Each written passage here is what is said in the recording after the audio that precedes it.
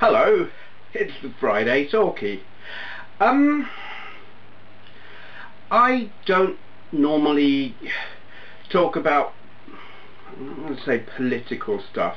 I don't do the activist thing as a rule. There are lots of worthy causes out there, and some of them are well presented and some of them aren't, and some of them are just plain bullshit. And I tend not to get involved, partly because I think a lot of the organisations the activist organisations don't do their cause a lot of good, because basically they act like a bunch of muppets. You know, there are some very worthy causes that are hindered because the activists supporting them basically are a bunch of tree-hugging hippies. Now, I have nothing against tree-hugging hippies, but when they're trying to make an argument but just sound like a complete stoner who hasn't got a clue about anything, they're not helping. So, I don't get involved. But there is a thing, you're all aware of SOPA and PIPA, probably, that are they're kind of like the living dead now. They've been swept under the carpet and probably get dragged out later. And these, most Europeans and English people have probably been aware of them, but don't have a voice, really, or unless they pretend to be American and send emails or whatever. But anyway, yeah, we have our own problem over here, and I think it's probably been going on somewhat longer. It was brought to I'd heard of it, but it was brought more to my attention by the EPROM 9, who he did ask me to mention it or say a piece on it, and initially I was thinking, no, I'm not going to. I don't want to get into all of this, but nah, sod it, I'm going to, because I feel like it. I'm feeling a little belligerent. ACTA, A-C-T-A, what is it? Anti-counterfeiting trade agreement. I've read an amount about this, just on the site of like the activist organisation that are protesting against it now, and I'll leave a link to that website down there. Basically, it's like SOPA and PIPA, but it's worse, because it's not just about software and the entertainment industry, it's about everything. If this thing goes through, it would prevent the sale of generic drugs, so the only ones you can buy are the name brands that will cost a bloody fortune. It will prevent the selling of generic, I don't know if it's like bread or genetically modified or whatever, you know, the fancy hardy grains that can live in harsh conditions and stuff. They won't be able to sell the generic stuff.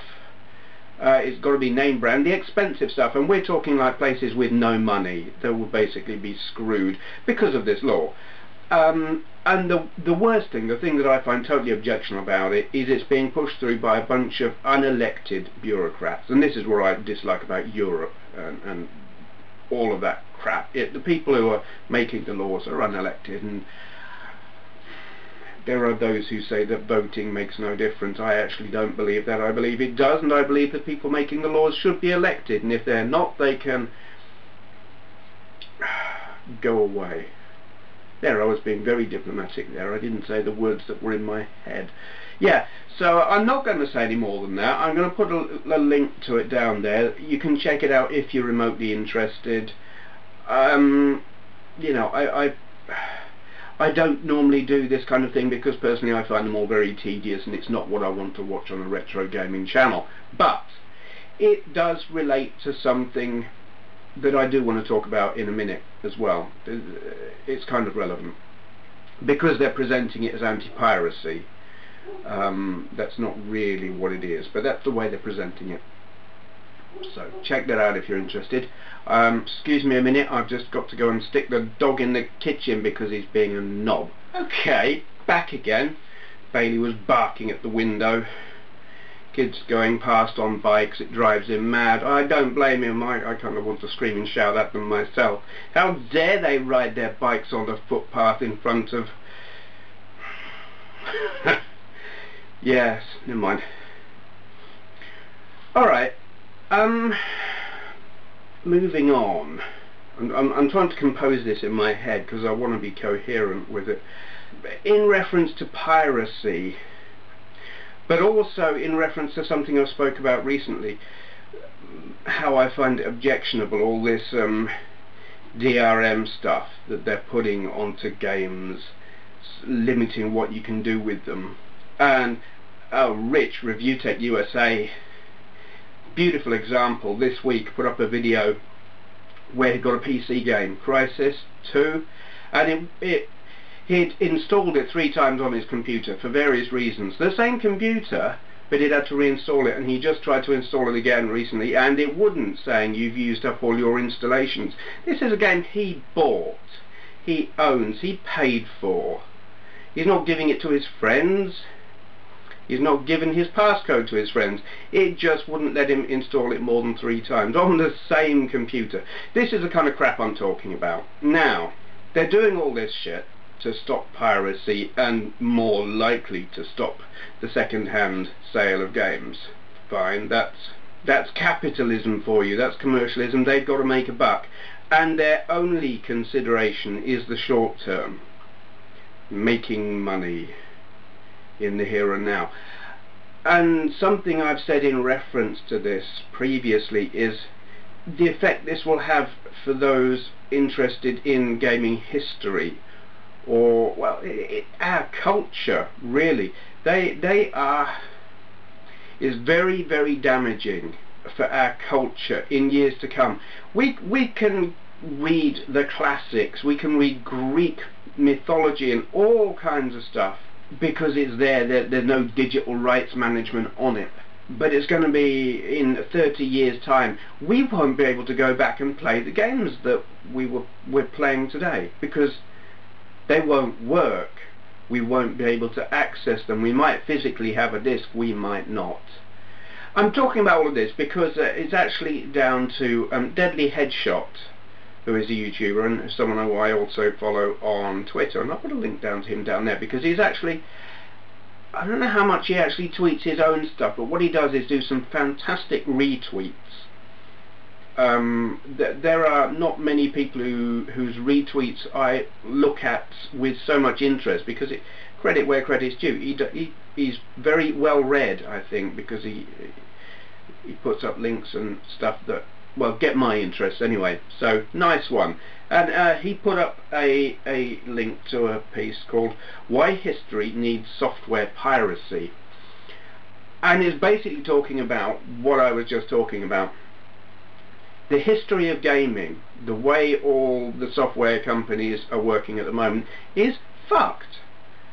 30 years down the line, you won't be able to dig out your old games console and play this stuff unless pirates get hold of it. The legitimate copies will not work, and the only way you're going to be able to play your games, your 30-year-old, 40, 20, however many years old games, will be to play pirate copies. And it's actually like that with a lot of games now, arcade games in particular. You think of all the stuff you play on MAME, if you play on MAME. I do. I know damn well I can't just go out and buy a Star Wars arcade cabinet. But a lot of these, you know, they do exist. Some people still have them. But there are some systems that were out there that you now just plain can't get. There might be 1 or 2 working examples. There might be none. And the only way to play them is through emulation, and that means using a pirated ROM. They're performing a service.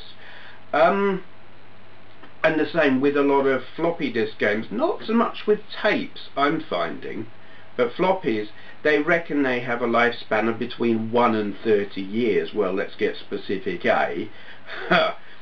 So, original, even non-copy protected games, that they have a finite life, and it's the pirating of these things that is keeping them playable, be it putting them onto new floppies or files uploaded to the interwebs. So, I mean, what am I saying here? Am I saying yes, piracy is good? In the short term, absolutely not. In terms of current games right now, where the publisher is trying to make a buck and recoup their expenses, because I mean, making games costs a lot of money, so it would not be good for a pirate to take a brand new game, rip it off and give it away. Bad, just bad. But in the long term, in historic terms, they're actually performing a very important service, because this is our culture. And do we want it to be completely lost? Because with all this DRM crap, it will be. What is the solution to this? If it's not piracy, and I mean that would be a very tenuous argument to make. I don't want to condone or be seen to be condoning piracy. But if that's not the solution, then the solution has to be with the publishers.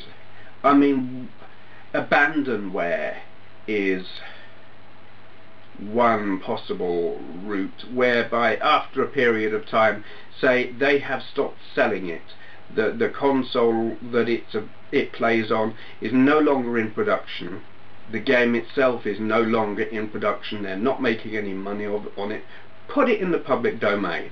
Or at the very least, make it downloadable on the cheap.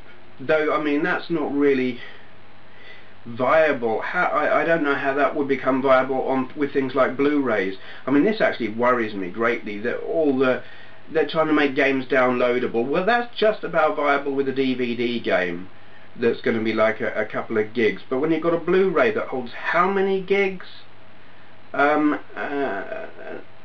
Downloadable. Now, I don't know. There's got to be. You said I don't really know about the pirating or copying or whatever of Blu-rays anyway. But you know, something like this. If the pirates can do it, let the publishers use the same distribution method the pirates are doing, but make it available at a low price, or put it in the public domain. Just get rid of the DRM crap, for God's sake, because you're denying future generations the pleasure of playing these games. It's something, it might not seem like a problem to the developers, but I believe in the future it is a problem. It's all about heritage and history and the value of our culture, and it needs addressing. And if the publishers aren't going to do it themselves, the pirates will. Seems like there's a choice to be made there. Okay. Do you know what? I haven't actually got anything else to talk about. This is going to be the shortest Friday Talkie in a long time. I've got a shout out, and then I've got bugger all else. I've been no, I tell a lie. No, I have got something else. It's just something I sort of noticed last night. You know, I've spoken about how the changes on YouTube are really crippling the little user. It's virtually impossible to get noticed now. You know, I've spoken about that. I noticed an example this week. It's actually hurting the big guys as well. There's this channel I came across, because I've got this other channel that I've mentioned, a comedy channel. If you want to see it, you can find it if you try. There are links to it here and there. I tweet it. Whatever. You can find it if you want it. Anyway, in doing that channel, I looked for other similar channels to do video responses to link to, that kind of thing, just to try and raise awareness of my channel to some degree. And I found this channel called Hey It's Millie. And I found out a while after kind of getting into it that it was done by the big boys, shall we say. The people who are involved in it are million-plus subscriber channels. One of the people involved in it is Shane Dawson. You can't get much bigger than that. You know, he's involved in it. There's this other guy who I'm not really familiar with, but he's a million-plus channel. So here they are doing this channel, and 3 months ago it was getting 300,000 views on a video. And over a period of time, YouTube, in that time, YouTube have made their changes, and you look at the most recent videos now, and it's gone from 300,000 to 50,000. They're kind of very, very late putting up another video, and I wonder if, I mean, it just shows how blasé you can get about views when you're that big. But it's like 50,000 views appears not to be worth their while because there hasn't been a video in a little while now. I think they were due one about a week ago or something, and it's not there, and you see the comments, people are like, hey, what's going on? But it's just, it's not YouTube screwing over the little guy, it's YouTube. I think they've got it wrong. I think they fucked up. I hope they do something about that. I did notice, and I mean, I think there may be some minor acknowledgement somewhere up in the higher echelons of YouTube design type people that they're getting it wrong. You know the links that you can put to other channels down the right hand side? When they first did this new design, you could only put, you had 5 that were visible, and to see more you had to click the more link next to it. Now there are 10, and you have to click more to see more. So they must have realised, hold on a minute, traffic's just gone to hell. And when traffic goes to hell on YouTube, well then revenue's going to hell. So obviously they're sort of aware. But I think when the really big channels, the 300,000 plus views in a month have gone to hell, yeah, something's gone wrong. YouTube, sort it out right now or sooner.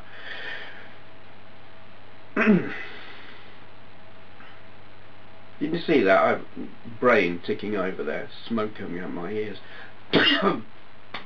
Yeah.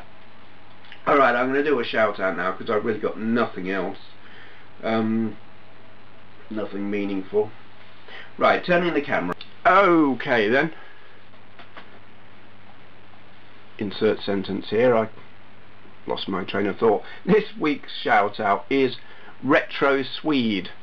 I find that an amusing name. I know it's because he's Swedish, but I'm thinking of the vegetable and thinking, won't that go mouldy? So, he's Swedish. Do we know his name? Apparently not. He is a collector.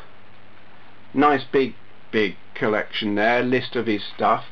And it is really, it's more of a collecting than a gaming channel, in that he shows you, oh, this is going to sound bad, he shows you what he's got.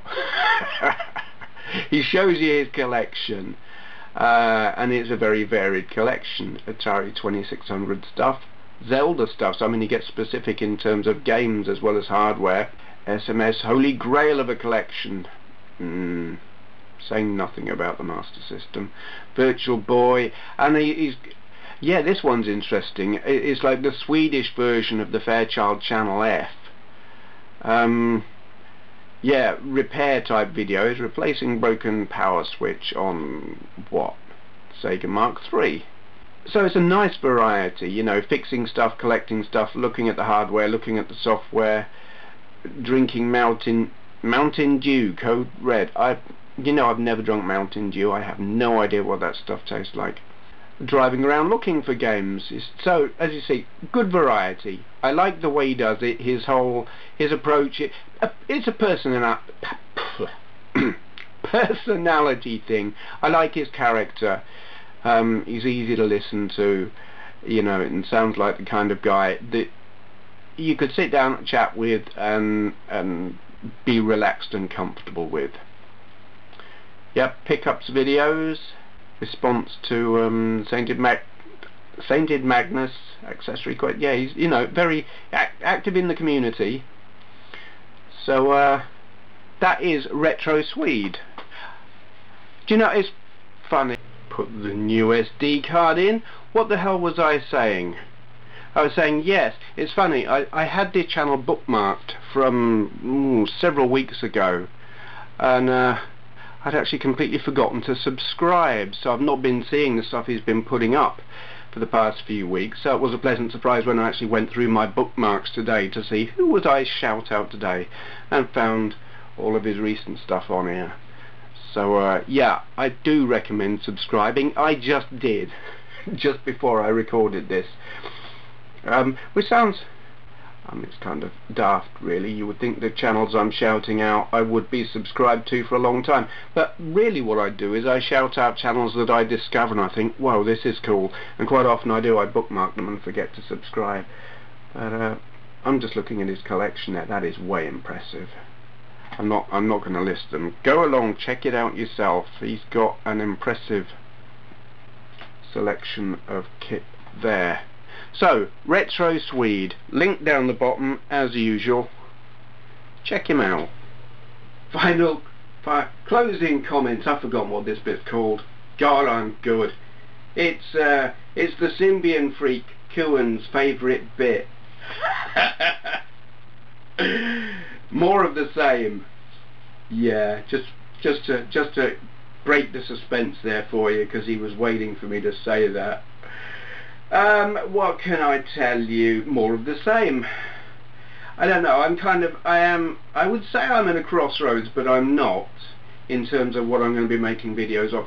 There are some systems that I am eager to start doing videos on, but I'm also kind of jumping about between systems. I've got a stack of discs of games that I want to do as well, stuff that Stu sent me, and there are good games in there that fully deserve having videos made of them. And I know that if I start doing stuff on another system right now, those will get put to one side and I wouldn't say forgotten about, but not done until God knows when, and frankly they deserve doing. So I'm gonna be dipping into those. I may dig out another system as well and alternate between them. I don't know.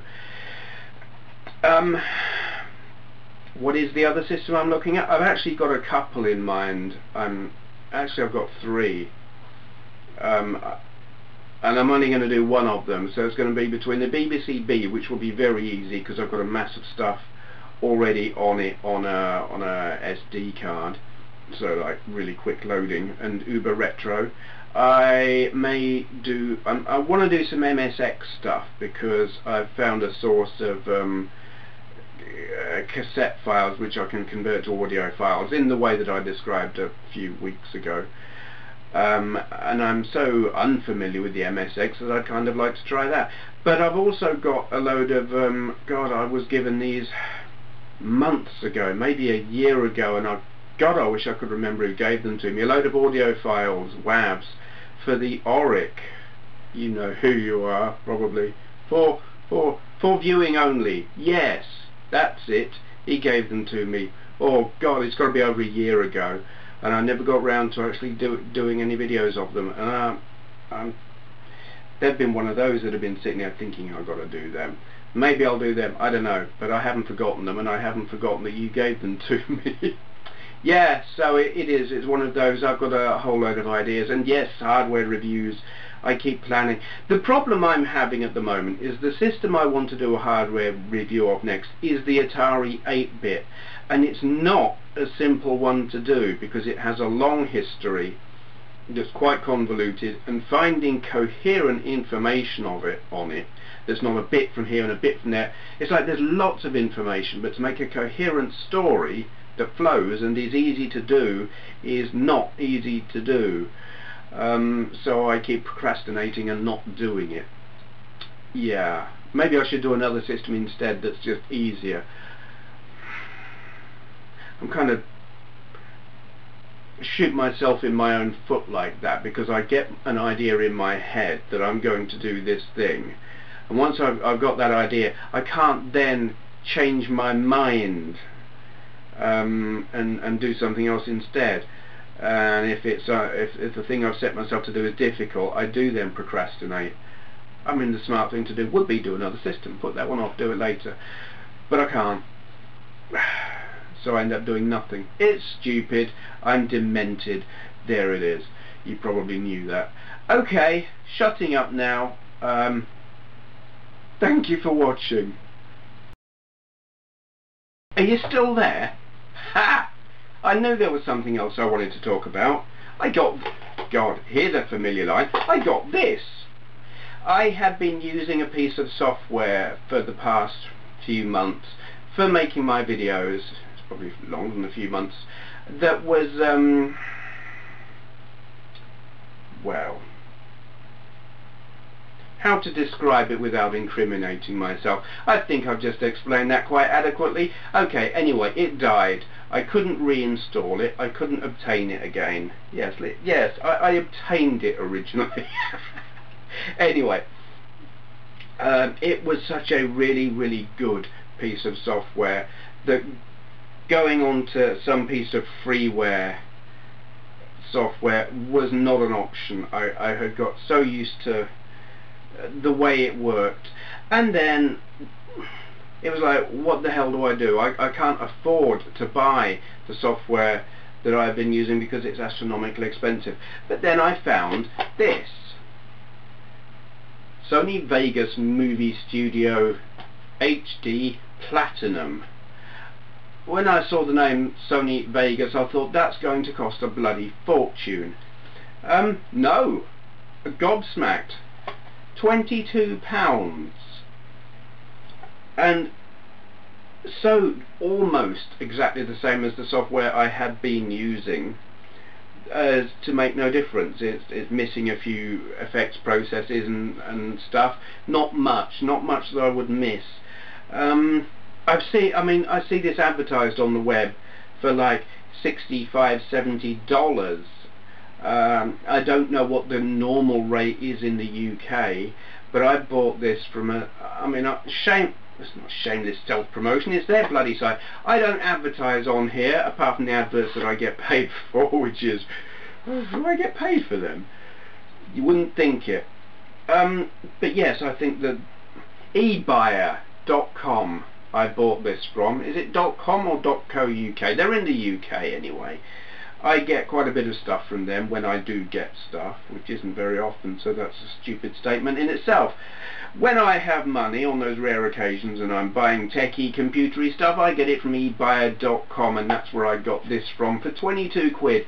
And it is absolutely bloody brilliant, because unless you're into the really, really fancy special effects, this will do most stuff that you could ask for. And really, it's just easy. I've used a lot of video editing software over the past 4 years that I've been doing this. Is it 4 years? Something like that. Yeah, a lot of software, and that is the best. Can't knock it, and at that price, awesome. So, there. Right, now I'm finished. Thank you for watching. Again,